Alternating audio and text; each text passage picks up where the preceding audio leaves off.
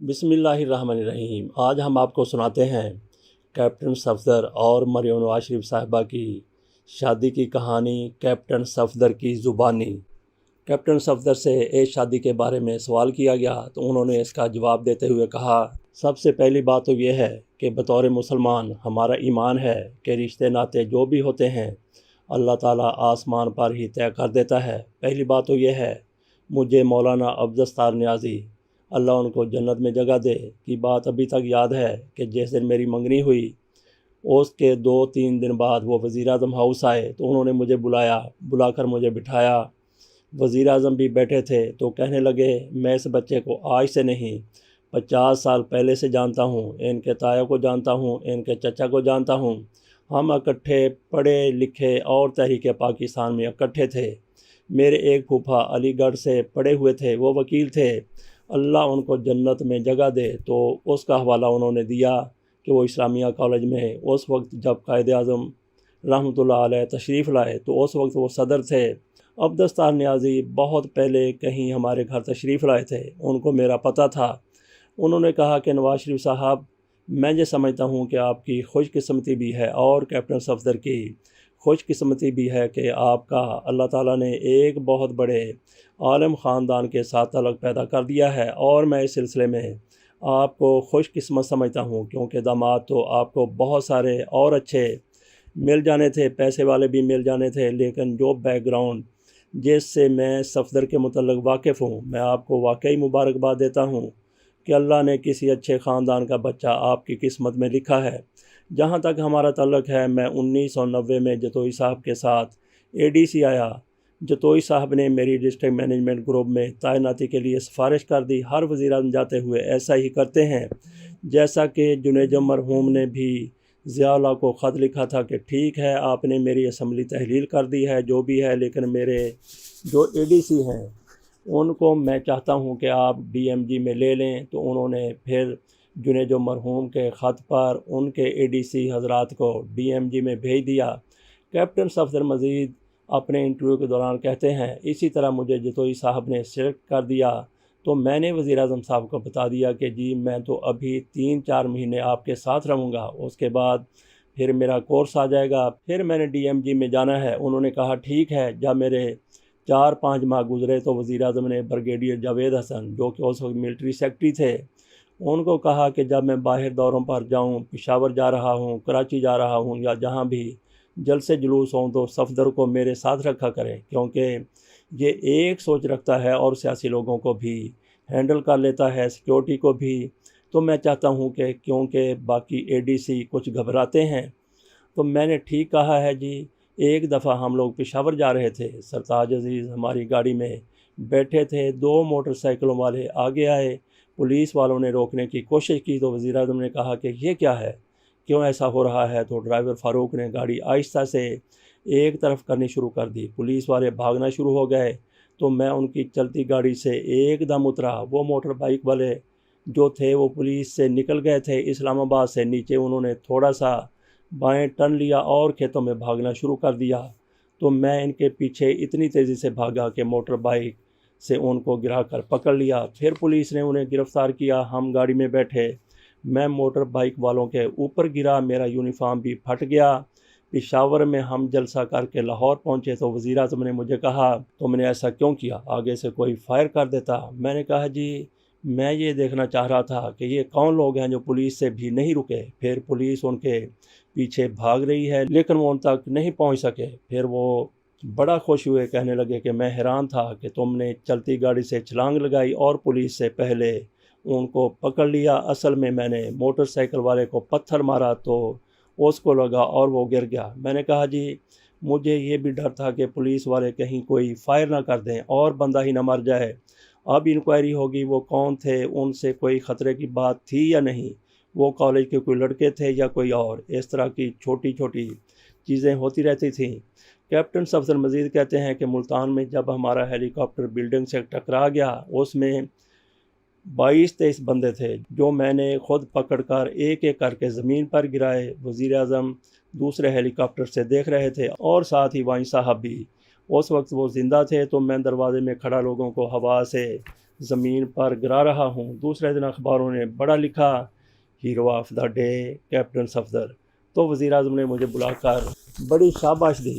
اسی طرح کے واقعات ہوتے گئے۔ ایک دفعہ ایسے ہوا کہ سندھ ہاؤس میں، جو کہ اس وقت وزیر اعظم ہاؤس تھا، جب بے نظیر صاحبہ کی اسمبلی کو تحلیل کیا تو ان کے بیڈ روم میں ایک الماری تھی۔ جب انہیں جلدی میں وہاں سے جانا پڑا تو وہ الماری وہیں پڑی رہ گئی۔ اس کے اندر ان کا کافی سارا زیور بھی تھا، وہ بھی رہ گیا۔ جب سندھ ہاؤس سے سارا فرنیچر ہم نے نئے پرائم منسٹر ہاؤس اسلام آباد میں شفٹ کیا تو یہ الماری بھی وہیں پر آ گئی۔ جب ہم نئے گھروں میں آئے، وہاں پر چھوٹی چھوٹی الماریاں تھیں۔ وہاں پر ایک بندہ PWD کا SDO تھا۔ اس کو میں نے کہا، یار مجھے بڑی لوہے کی کوئی الماری چاہیے جس میں میں اپنا یونیفارم رکھوں۔ تو یہ چھوٹی چھوٹی الماریاں ہیں جس میں کوئی چیز پوری آتی ہے۔ تو وہ کہنے لگے کہ سندھ ہاؤس کے سٹور سے کچھ چیزیں آئی ہوئی ہیں، آپ کو دے دیتا ہوں۔ وہ الماری لے آیا۔ تو رات کو جب میں نے الماری کھولنے کی کوشش کی تو اس کی چابی نہیں تھی، وہ بھی اس نے بھیجی۔ جب میں نے وہ الماری کھولی تو میں نے دیکھا کہ اس میں کافی زیادہ تصویریں، زیور اور میک اپ کا سامان تھا۔ وہ سب کچھ بے نظیر بھٹو کا تھا۔ میں نے وہ سب ایک کپڑے میں باندھا اور جا کر ملٹری سیکرٹری کو دے دیا۔ ساری بات بتائی۔ صبح ملٹری سیکرٹری نے وزیر اعظم کو بتایا اور وزیر اعظم نے مجھے بلا کر پوچھا۔ انہوں نے وہ سارا سامان ایک لیٹر کے ساتھ بے نظیر صاحبہ کو سندھ بھیج دیا۔ اس پر وزیر اعظم نواز شریف بہت خوش ہوئے اور کہنے لگے، صفدر میں بہت خوش ہوں، تم اس وقت کمرے میں اکیلے تھے اور اس زیور کا کچھ بھی کر سکتے تھے۔ میں نے کہا، بس میں نے یہی سوچا کہ یہ ایک امانت ہے۔ کہنے لگے، تم نے پھر آ کر ملٹری سیکرٹری کو دیا؟ میں نے کہا، جی میرا سورس تو وہی بنتا تھا، میں آپ کے آگے نمبر بنانے کے لیے آپ کے پاس تو نہیں آ سکتا تھا۔ میں نے سوچا کہ ملٹری سیکرٹری کو دے دوں تاکہ آگے وہ خود فیصلہ کریں۔ کیپٹن صفدر سے سہیل وڑیچ کی طرف سے اس انٹرویو میں پوچھا گیا، رشتہ کیسے طے ہوا؟ کیپٹن صفدر نے اس پر کہا، یہ جو رشتے والی بات تھی یہ میری ساس صاحبہ کی طرف سے تھی، مجھے اس چیز کی خبر نہیں تھی۔ وزیر اعظم 1991 میں ناران جا رہے تھے، بیگم صاحبہ بھی ان کے ساتھ تھیں۔ میں اس وقت ADC تھا، مانسہرہ کے پاس تھے، تو انہوں نے کہا ہم آپ کے گھر جائیں گے۔ تو میں بڑا حیران ہوا کہ یہ کیسے ہمارے گھر جائیں گے، وہاں کسی کو پتہ ہے نہ کچھ ہے۔ تو میں نے کہا چلے جائیں۔ پولیس اور اسکواڈ والے آگے چلے گئے، گلیوں محلوں میں سے ہوتے ہوئے میرے گھر پہنچے۔ اس وقت امی گھر پر نہیں تھیں، والد صاحب بیٹھے ایک کتاب پڑھ رہے تھے۔ تو میں نے بتایا کہ باہر وزیر اعظم صاحب تشریف لائے ہیں۔ تو اسی طرح ہاتھ میں کتاب پکڑے وہ باہر آئے۔ انہوں نے کہا، آپ نے بتایا ہی نہیں، گھر میں بھی کوئی نہیں۔ میں نے کہا کوئی بات نہیں۔ وہ 5-10 منٹ ہمارے گھر بیٹھے، کنواں تھا وہاں سے انہوں نے گھر میں پانی پیا، پھر گاڑیوں میں بیٹھ کر یہ ناران چلے گئے۔ قمر صاحب کو یہ آرڈر تھے کہ صفدر پر تم نے نظر رکھنی ہے، یہ کہاں جا رہا ہے اور کس سے مل رہا ہے۔ قمر صاحب نے مجھے اپنے ہی گھر میں شفٹ کیا ہوا تھا اور ایک کمرہ دیا ہوا تھا۔ تو قمر صاحب اکثر دیکھتے رہتے تھے کہ یہ کدھر گیا ہے، کس کو ملا ہے۔ تو میری ساس صاحبہ کے ذہن میں کچھ ایسی چیز تھی۔ یہ ہے قمر الزمان چودھری، جو میاں نواز شریف کے تیسری وزارت عظمیٰ کے دوران نیب کے چیئرمین رہے۔ انٹرویو نگار نے یہاں پہ ایک سوال کیا، ایک افواہ یہ تھی کہ شاید اس میں آپ اور مریم نواز کی پسند بھی شامل تھی، ہے تو یہ ایک بڑا ہی ذاتی سوال، لیکن پھر بھی بہت سے لوگوں کو اس کا تجسس ضرور ہے۔ اس کے جواب میں کیپٹن صفدر نے کہا، جی میں اس طرف آ رہا ہوں۔ قمر صاحب کو میں نے ایک دفعہ 1991 میں کہا کہ جی میرا کورس آ گیا ہے تو میں ابھی DMG میں جانا چاہ رہا ہوں۔ تو وزیر اعظم نے کہا کہ تم ابھی ہمارے ساتھ ہی رہو۔ پھر انہوں نے 6 مہینے کورس آگے کروا دیا۔ 6 مہینے گزر گئے تو میں نے کہا جی میرے ساتھ کے افسر ڈپٹی کمشنر ہو جائیں گے تو میں ایسے ہی رہ جاؤں گا۔ انہوں نے پھر مجھے 6 مہینے اور لیٹ کروایا۔ بیگم صاحبہ نے پھر ایک دفعہ فون کیا، اس وقت میری امی سخت بیمار تھیں تو میں گھر چھٹی پر چلا گیا ہوا تھا۔ وزیر اعظم نے پوچھا کہ صفدر کہاں ہے، 4-5 دن سے نظر نہیں آ رہا۔ تو ملٹری سیکرٹری نے کہا کہ وہ چھٹی لے کر گیا ہے، اس کی امی بیمار ہیں۔ پھر وزیر اعظم نے فون کیا اور کہا کہ آپ اسلام آباد آ جائیں، پھر علاج کرواتے ہیں۔ تو امی نے کہا کہ نہیں، میں ابھی سفر کے قابل نہیں ہوں۔ پھر بیگم صاحبہ کا فون آیا کہ آپ اسلام آباد آ جائیں، ہم آپ کا علاج کراتے ہیں۔ امی نے کہا کہ میری صحت ابھی اس قابل نہیں ہے۔ تو پھر وہ پوچھتی رہتی تھیں۔ پھر ایک دن کلثوم نواز صاحبہ نے کہا کہ صفدر ہمارا بیٹا ہے، تو میری امی کو اس چیز کی سمجھ نہیں آئی۔ پھر انہوں نے میرے والد صاحب سے بھی بات کی تو بیگم کلثوم صاحبہ نے کہا کہ اس طرح سے ہماری یہ خواہش ہے، تو والد صاحب نے میرے ساتھ بات کی۔ میں نے کہا کہ ابو یہ بات انہوں نے پتہ نہیں کس طرح کی ہے، آپ کو سمجھ نہیں آئی ہوگی، تو اس بات کو ادھر ہی چھوڑ دیں۔ اللہ کا فضل تھا کہ ہمارا ایک اولیاء اللہ اور عالم دین کا خاندان تھا، اللہ کا بڑا کرم رہا ہے، مگر پھر بھی مجھے یہ احساس تھا کہ ایک پرائم منسٹر اور ایک فوج کے کپتان کے درمیان اس طرح کا رشتہ تو کبھی ایسا نہیں ہو سکتا۔ پھر میرے والد صاحب نے کہا ہمیں آپ کی بات سمجھ نہیں آئی۔ فون پر جب ان کا فون آتا تھا، ان دنوں امی کی حالت بڑی خراب تھی، تو انہوں نے کہا ہم اس کو اپنا بیٹا بنائیں گے انشاءاللہ تعالیٰ۔ قمر صاحب کو پرائم منسٹر صاحب کی مسز نے بہت پہلے بتایا ہوا تھا کہ ہمیں ایک اچھا رشتہ چاہیے، اور وہ رشتہ ہم نے دیکھا ہے، اس کو چیک کرو۔ تو قمر الزمان چودھری صاحب 2 سال پہلے ہی کہیں میرے گاؤں تک گئے۔ پھر قمر صاحب نے مجھے شادی کے بعد بتایا کہ میں گیا اور میں نے ایک بندے سے پوچھا کہ کیپٹن صفدر کا گاؤں یہی ہے؟ اس نے کہا جی ہاں یہی ہے۔ تو میں نے اس کو کہا کہ آپ اس کو جانتے ہو؟ کہتا کہ ہم اس کو تو نہیں جانتے، مگر یہ جو سامنے قبرستان ہے اس میں یہ جو مزار ہے یہ اس کے پردادا کا ہے۔ تو اس نے کہا کہ آج بھی ان کی قبروں کی طرف پیٹ کر کے لوگ نہیں چلتے، اور میں آج بھی ان کے گھر ننگے پاؤں جاتا ہوں۔ میں نے ان کے گھر سے بڑا فیض حاصل کیا ہے۔ تو قمر صاحب نے وہی الفاظ آ کر پرائم منسٹر کو بتا دیے۔ قمر صاحب کو وہ خطبے بھی یاد تھے جن کے اوپر ان کے نام لکھے ہوئے تھے۔ پھر قمر صاحب کو یہ بھی پتہ تھا کہ اس کی گاؤں میں اتنی زمین ہے، دوسرے میں اتنی ہے، تو وہ ساری ہسٹری قمر صاحب کے پاس میری موجود تھی، جو بعد میں انہوں نے بتائی۔ قمر صاحب کہتے ہیں کہ مجھے جس دن انہوں نے اپنے گھر شفٹ کیا تو اس وقت سے ہمارے ذہن میں یہ بات تھی۔ قمر صاحب نے مجھے یہ بھی بتایا کہ رشتے تو بڑے آتے رہے، مگر باجی کا اور صاحب کا یہی ذہن تھا۔ تو قمر صاحب نے کہا کہ میں نے پرائم منسٹر کو کہا کہ آپ نے میرے ذمے جو کام کیا تھا وہ شخص حال لحاظ سے الحمدللہ ایک چیز پر پورا اترتا ہے۔ میں نے اس کے فوجی لوگوں سے پوچھا، مگر مجھے ایک چیز کی جو کمی محسوس ہوئی وہ ہے صفدر کی مالی حالت کے لحاظ سے وہ بہت کمزور ہے۔ تو انہوں نے کہا چھوڑیں قمر صاحب، آپ کی بھی اتنی گھٹیا سوچ ہے، مالی حالات تو کسی وقت بھی انسان کے ٹھیک ہو سکتے ہیں، مگر جو ایک اچھی فیملی ہوتی ہے، اچھا خون ہوتا ہے، اچھے رشتے ہوتے ہیں، وہ تو ملنے مشکل ہوتے ہیں، کیونکہ میرا معیار یہی ہے۔ اچھا تو وہ بات پھر ایسے ہوئی کہ قمر صاحب نے مریم سے پوچھا کہ اس طرح تمہارے ابو، بلکہ خاص طور پر تمہاری امی کی یہ خواہش ہے کہ تمہاری امی اور ابو نے مجھے یہ کہا ہے، اور چونکہ میں نے تمہیں اپنی بیٹی بھی بنایا ہوا ہے اور میرا بھی پورا حق ہے، انہوں نے کہا ابو سے کہیں کہ ان کا فیصلہ ہے، میں اس پر راضی ہوں، مجھے کوئی اعتراض نہیں۔ یہ قمر صاحب نے میری منگنی سے 1 سال پہلے مریم سے پوچھا تھا۔ تو یہ بات ہے کہ میری محبت کی شادی ہے۔ ایک بندہ سوچ ہی نہیں سکتا کہ پرائم منسٹر کی بیٹی سے وہ محبت کر لے گا۔ یہاں پہ سہیل وڈائی صاحب ایک اور سوال کرتے ہیں۔ وہ کہتے ہیں مریم سے 1 سال پہلے پوچھا گیا تھا، پھر بھی 1 سال کے دوران آپ کے احساسات پیدا نہیں ہوئے؟ اس پر کیپٹن صفدر کی طرف سے کہا گیا نہیں، مجھے نہیں پتہ تھا۔ میں ایک دفعہ قمر صاحب کی مسز کو چھوڑنے جا رہا تھا، اب میں کبھی فارغ بیٹھا کڑیاں ملاتا ہوں، میں انہیں ایئرپورٹ چھوڑنے جا رہا تھا، ان کی مسز آئی ہوئی تھیں، تو قمر صاحب نے مجھے کہا کہ تم چھوڑ آؤ، میں تو فارغ نہیں ہوں۔ وہ کہنے لگے بیٹا تم کہاں کے ہو، تمہاری کوئی منگنی ہوئی ہے؟ میں نے کہا آنٹی ابھی شادی کہاں، فوج میں رہے تو سٹاف کورس کریں گے یا سول سروس اکیڈمی پوری کر کے پھر شادی کریں گے۔ تو وہ کہنے لگی بیٹا تمہارے امی ابو نے کوئی جگہ دیکھی ہے؟ تو میں نے کہا نہیں، کوئی جگہ نہیں دیکھی۔ تو قمر صاحب کی مسز کو بھی اس معاملے کا پتہ تھا۔ ایک اور سوال کیا جاتا ہے، کیا یہ بالکل ارینج میرج تھی؟ کچھ نہ کچھ پسندیدگی کا دخل تو ہوگا۔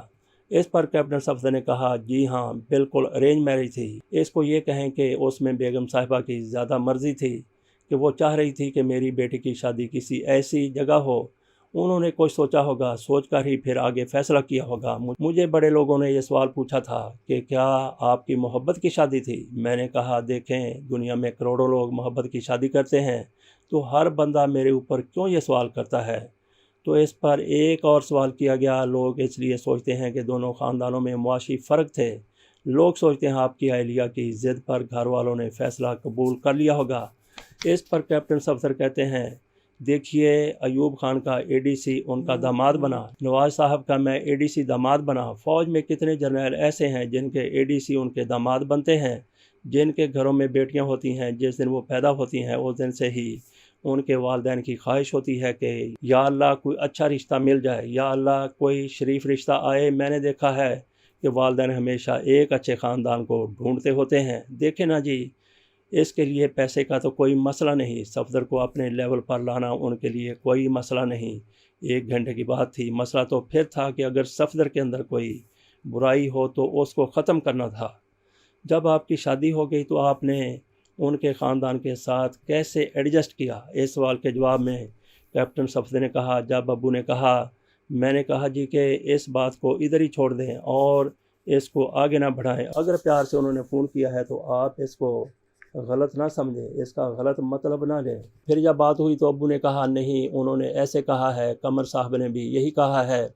پھر منگنی ہوئی، شادی ہو گئی۔ جیسا کہ آپ نے پوچھا تو میں نے ایڈجسٹ نہیں کیا، بلکہ میرا خیال ہے کہ اس میں زیادہ مریم نے ایڈجسٹ کیا ہے۔ اس نے ہر قسم کی قربانی دی۔ اب مانسہرہ جا کر ہمارے گھر کے چھوٹے سے کچن میں کام کرنا ایک پرائم منسٹر کی بیٹی کے لیے کہنے کو تو بڑا آسان ہے، لیکن کر کے دکھانا بڑا مشکل۔ اور رات کو جب ہم مانسہرہ تھے تو میری والدہ کے پاؤں پر کریم لگا کر وہ تولیے سے صاف کر کے، صبح سر میں تیل لگا کر کنگھی کر کے ان کا بڑھاپے میں خیال رکھنا، پھر مانسہرہ جانا تو پہلے ہی ملازموں کو بھیج کر سارا کام کرنا، حتیٰ کہ بیڈ کی چادر وغیرہ تک وہ خود تبدیل کر رہی ہوتی تھیں اور صفائیاں کروا رہی ہوتی ہے۔ چھوٹا سا وہ گھر تھا، اس کے مطابق نہ ایئر کنڈیشن تھا، گرمیوں میں جانا تو وہاں ان کو تکلیف ہونی تھی۔ میرے لیے تو کوئی مسئلہ نہیں تھا، میں تو ایک نارمل زندگی سے ایک اچھی زندگی کی طرف آیا تھا، مگر وہ ایک اچھی زندگی سے ایک برے حالات میں گئی۔ چھوٹی سی گاڑی سوزوکی میں وہ میرے ساتھ مانسہرہ سے ایئرپورٹ تک آئی اور کہا کلب کلاس اور فرسٹ کلاس میں سفر کرنا، اور کہاں اکانومی کلاس میں وہ میرے ساتھ سفر کر رہی ہوتی تھی۔